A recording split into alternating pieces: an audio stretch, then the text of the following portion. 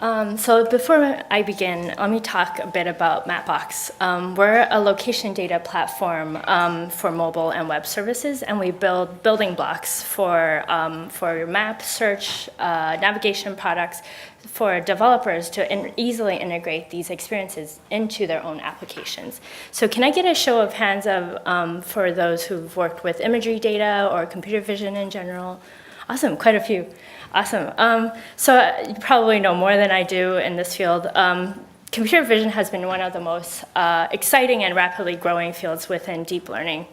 So it powers a bunch of applications and technologies such as facial recognition, augmented reality, self-driving cars. So today I'm going to talk about how it powers our map, search, and navigation product. In particular, our navigation product provides smart turn-by-turn real-time routing. So I'll be presenting the steps that we took to build deep learning pipelines and tools that allows us to run object detection and semantic segmentation on aerial and satellite imagery at large scale. So as you can imagine, valuable assets in routing and navigation would include things like turn restriction signs, turn lane markings, parking lots, roads, buildings, and bridges. So the way it works with our navigation product is that we identify and map these navigation assets on OpenStreetMap, which in turn powers our routing engines to determine the most optimal routes. We've been manually mapping these navigation assets onto OpenStreetMap for years until recently when we started extracting them from imagery and mapping them at scale. So this is a typical workflow for our deep learning pipeline. When we're designing these pipelines, we usually keep two things in mind. The first thing is we want it to be scalable in terms of the amount of data that we process. And we're talking about processing the whole world. Wherever we have high resolution globally, we want to process that. And the second thing is we want scalability in terms of how easily it is to incorporate new classes or new navigation data assets into our pipelines. So when we're designing our pipelines and tools, we also rely on libraries open source libraries like SciPy, and geospatial raster libraries like Rasterio, Fiona, and your usual friendly deep learning libraries, Keras, PyTorch, TensorFlow, and computer vision libraries like OpenCV. Osmium and JSON are OpenStreetMap data libraries that handle OpenStreetMap specific types of data. So let's dive into the pipeline. As you can imagine, like with any machine learning project, you start by collecting, cleaning, and pre-processing your data. And the outcome of this step would be your training data set. With object detection, the training data would be prepped by combining your imagery and your labels, which is in the form of bounding boxes. So object detection deals with both classifying and locating a variable number of objects within an image. So the example that I'll be presenting today is a project we did on turn lane markings. So this problem space deals with classifying the five left turn lane only markings from the two right turn lane only markings in our example. So we're not only interested in classifying what the left turn only looking lane markings look like from the right turn ones, but also we want to understand where each of these turn lane markings are located in our image. So we use tools like Overpass, Turbo, and JOSM to help us drop these bounding boxes on each of the turn lane markings. We actually annotated over 54,000 turn lane markings for our data set. And we included things like turn lane markings that of all shapes and sizes, even ones that are partially covered by shadows and cars. And we made sure to exclude turn lane markings that are completely erased or non-visible to aerial imagery or are completely covered by cars. So before we find these turn lane markings, we query OpenStreetMap to help us understand where these turn lane markings are located, where can we fetch them, and what are the most common classes for our turn lane markings. And we found that things like left turn only, right turn only, straightforward, are the most common turn lane markings, and we query them using JOSM. With semantic segmentation, we did a project on parking lot segmentation. So segmentation is slightly different from object detection, where you're trying to understand the object in an image at a pixel level. So the way it works is it uses the pixels that are labeled to learn to identify the local features which are associated with specific classes. And then you classify each of the pixels based on which class has the highest probability for that pixel. An example would be, we want to understand parking lots. And we not only want to classify the pixels that belong to the parking lot that has a high probability of belonging to a parking lot class, but also we want to delineate the boundaries of our parking lots from its surrounding roads. So to create the training set for parking lot detection, for parking lot segmentation, we combine imagery with a mask overlaying on top of our parking lot. So we use a tool called Osmium, which I mentioned earlier, to annotate over 56,000 images for parking lot segmentation. And we made sure to exclude parking lots that are not visible to aerial and satellite imagery. Examples would be garages, carports. And the same similar process went through when we're creating the labels. We query OpenStreetMap looking for tags that are tagged parking, or when we're doing building segmentation, we look for tags that are tagged buildings. So when we're building this at large scale, we build a data engineering pipeline to handle all the labels and the imagery data that we want to package, clean, and pre-process. So this data engineering pipeline actually sits within our larger computer vision pipeline. And what it does is it streams our labels, which are currently in world coordinates and GeoJSON format that we stored on Amazon Simple Storage Service, or S3. And then we normalize these labels that are in world coordinates and convert them into image pixel coordinates. We then group them by typical tile web format, which is your zoom level, and then XY. The labels are then joined with imagery fetched from our Mapbox satellite layer. So the Mapbox satellite is a global base map containing the most updated and color-corrected aerial and satellite imagery available. So during this step, the labels for object detection or for my turn lane markings are in the form of GeoJSON objects. So I would just keep it as my metadata in GeoJSON format. My segmentation, parking lot segmentation training set, on the other hand, the labels are actually in masks or polygons.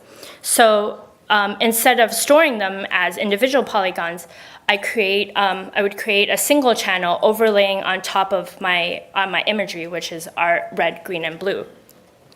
So once I have my training data ready, I then upload it back onto Amazon S3 for storage.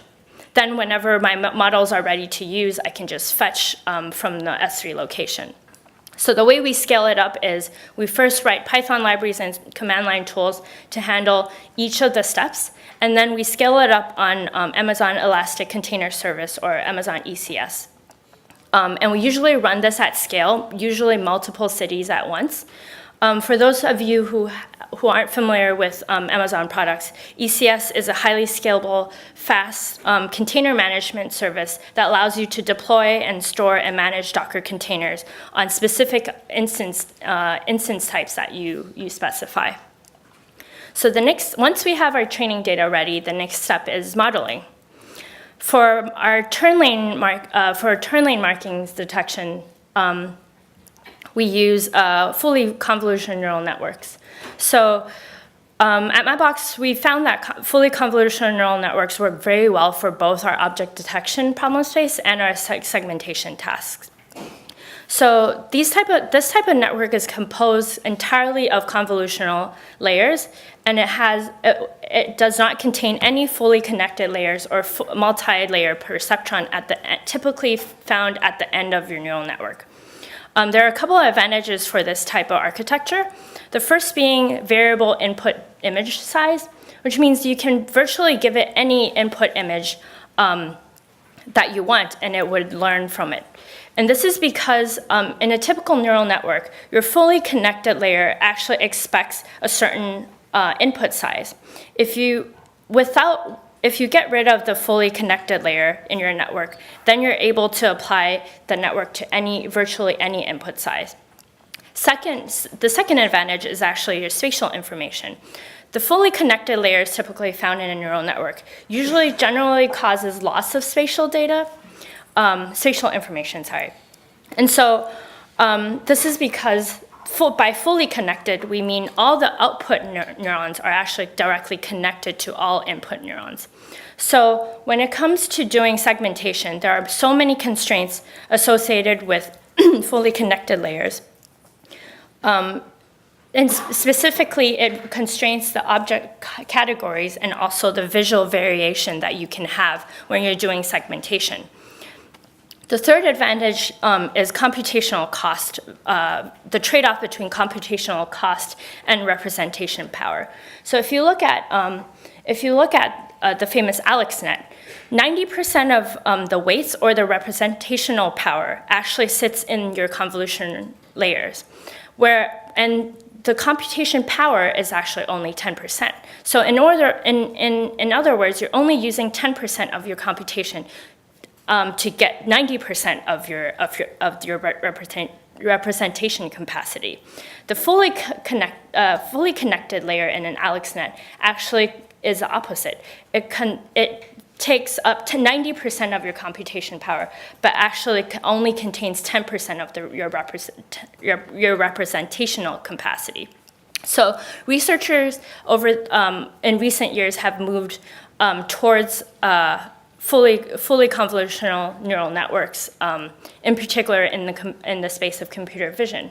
So for our turn lane markings detection, we actually went with an architecture called YOLO V2. You only look once.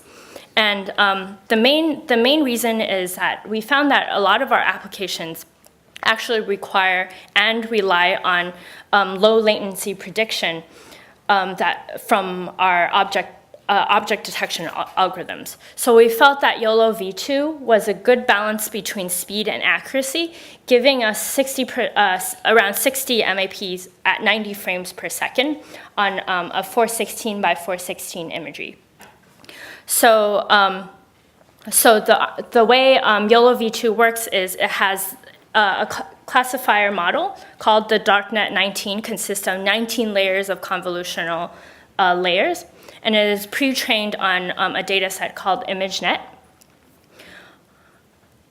And then for the detection task, it actually modifies and removes the last convolutional layer from your DarkNet 19, and it adds a few 3x3 convolutional layers, followed by 1x1s, and then your number of outputs that we need. So in our particular class, in our particular case, we had 6 classes of turn lane markings that we were interested in, and so we modified YOLO's for architecture for our own use case.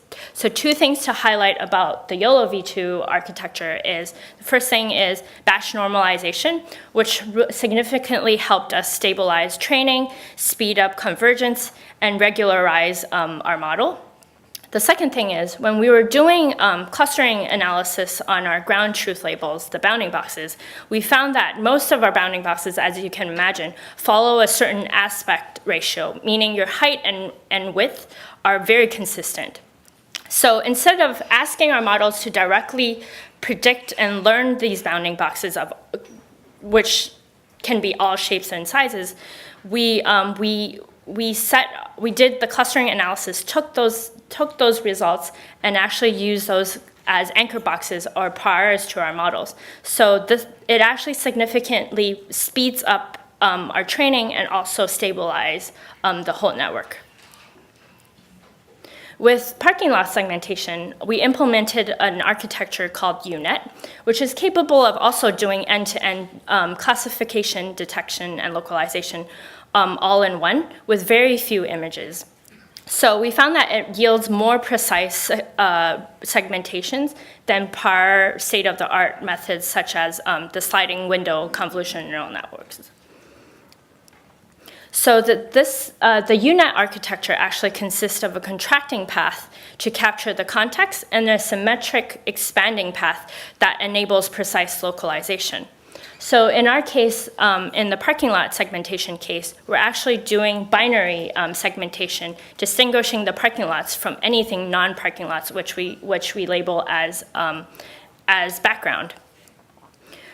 The other architecture that we experiment with is called the pyramid scene parsing network, which we found that it was good when the scene was complex, meaning when we were trying to segment multiple classes, roads, building, bridges, all at once, and when the data set had great diversity in terms visually.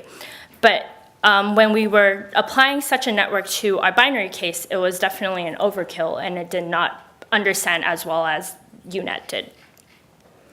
So once we had all our models, whether it be an object detection model for turn lane markings or a segmentation model for parking lot segmentation, one process that we do to improve our models is called hard negative mining.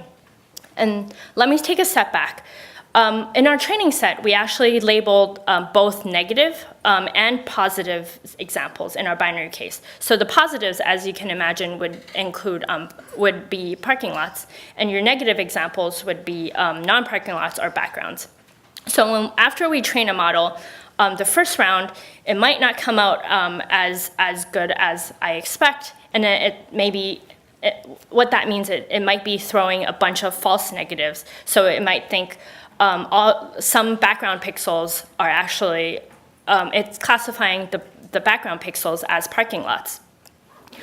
So hard negative mining, a hard negative is when we take a falsely detected group of pixels, and then we explicitly created a negative sample out of this group of pixels, and then we add this negative sample back into our training set. When we retrain our model with this extra knowledge should understand perform better and understand the mistakes it had made the first round. So it is an expensive process, but we found that this has significantly improved our models, both for segmentation and object detection. So a couple of front-end visualization tools that my team built to help us understand our model results. So this is an example of what we built for the turn lane markings detection, which allows the users to pan around and do instant turn lane markings prediction. This visualization tool was built for semantic segmentation, which helps us understand what our models are turning out in terms of probability and help us in terms of debugging and do hard negative mining. So this was built on top of the Mapbox satellite layer, and basically we could do instant prediction over areas over the entire area that we've ran through. So once we have our model outputs, we're actually not ready to upload those results directly onto OpenStreetMap. We do a series of post-processing steps. So we have our original image, and then from our model, we get a probability mask. From the probability mask, we actually implement a few morphological operations, such as noise removal by dilation, erosion by dilation, and then we also want to fill in the holes by dilation followed by erosion. So we use this technique to fill in masks or holes within our mask. Holes within our mask, and we also do contouring, which joins all the continuous points that have similar color or intensity. The next step is actually to apply the Douglas-Pucher simplification, which takes a curve composed of line segments and find similar curve with fewer points. This step actually gives us cleaner and simpler masks or polygons that are more ingestible by OpenStreetMap. The last two steps involved neighboring tiles. So when we were running this at scale, we found that we had significant border artifacts. So what we do is we query and we match the neighboring tiles, and then we merge. We add an extended mask to it, and then once we do that, we're able to get get rid of the artifacts.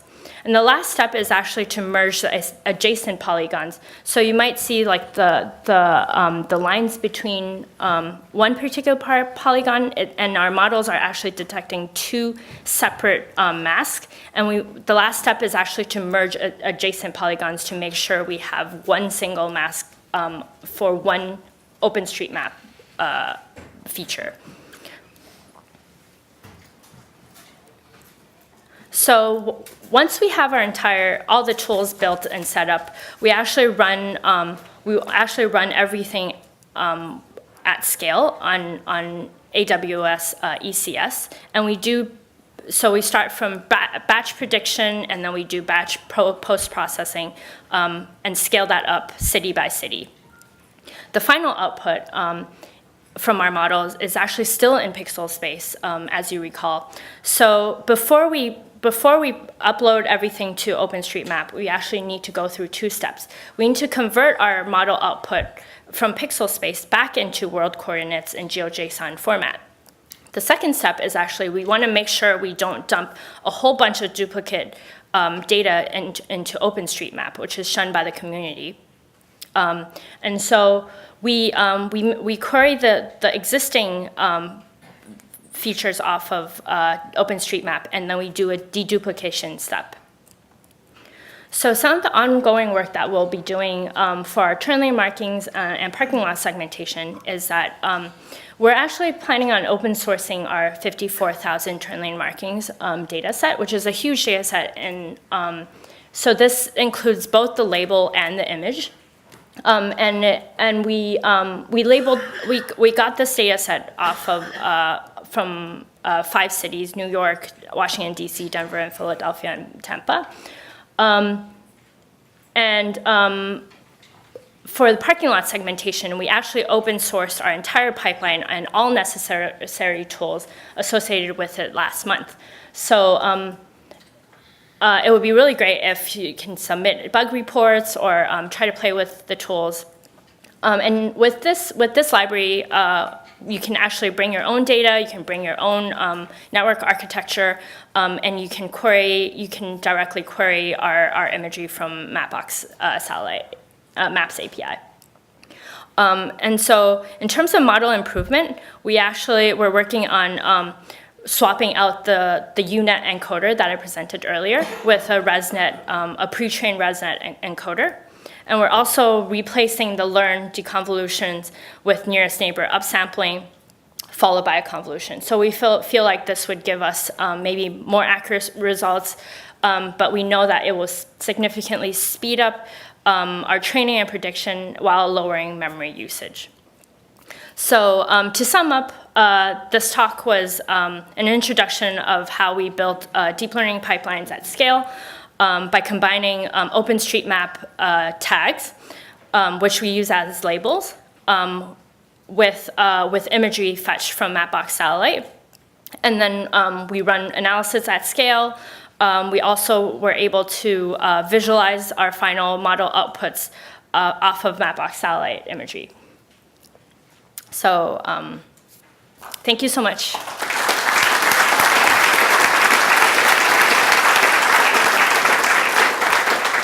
Thanks, Virginia. That was a great talk. We have time for a few questions. As a friendly reminder, please phrase your question in the form of a question and ask only one. For this side of the room, please line up at the mic and I will signal you, and I'll run this side of the room with this mic.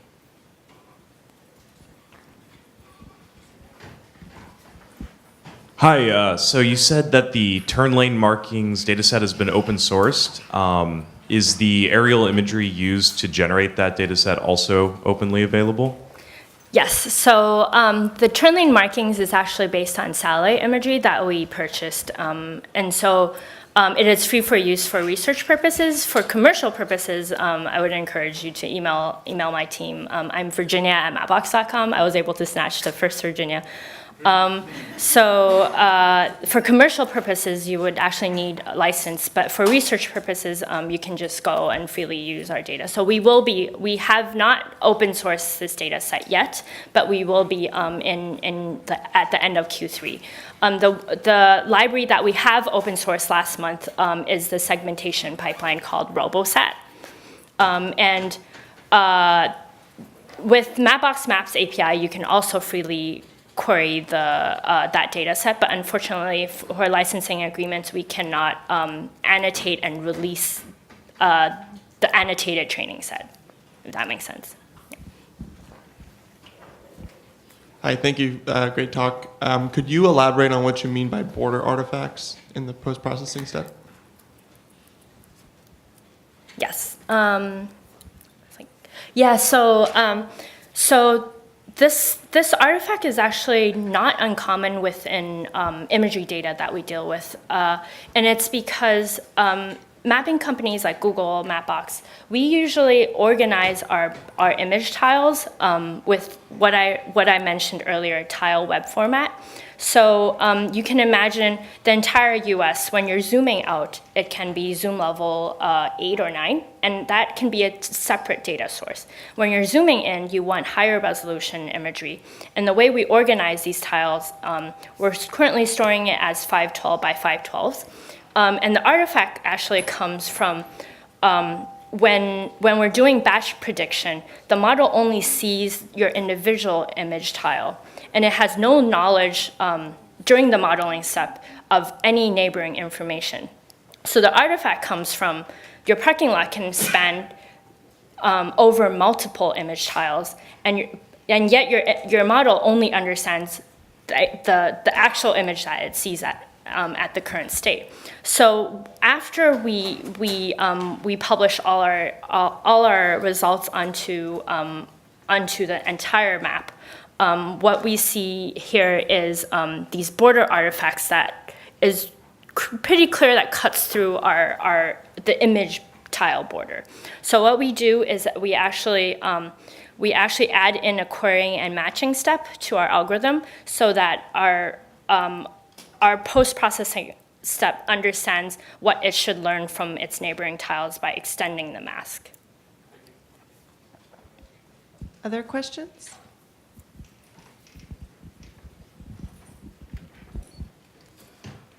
Hey, so I have a question. I'm curious that for turn detection, did you guys ever saw, like, if based on the car movement, whether you could figure out what the actual turn is, even if you didn't have any image, or if there are streets where there are no images, just from the car movement, you could sort of predict what are the possible directions that are legal. So was that ever an effort that was done? That's a really interesting question. So we have, these two projects are what we can open source. We have projects that are based on imagery that we've licensed, such as street level imagery from Bing Imagery called StreetSide. The StreetSide project is actually street level imagery. So the turn lane marking project that I mentioned earlier is actually static satellite view. And it is fetched from data that was refreshed earlier this year. So even though we say like we're refreshing data earlier this year, the imagery itself actually comes from 2017, summer of 2017. So we're looking at a static view of what the street looks like from a bird's eye view. When we're doing street level imagery, we're collecting data. At a more frequent rate, and also we're collecting metadata such as the location of where the image was taken, the GPS coordinates of the car, of the vehicle, while it was driving down the street, capturing this image. So thank you for proposing that. We will be looking into how our car image how the vehicles are moving relative to the images that are captured. All right, thank you. Thank you, everyone, also for your attendance. We'll have 2 more talks tomorrow.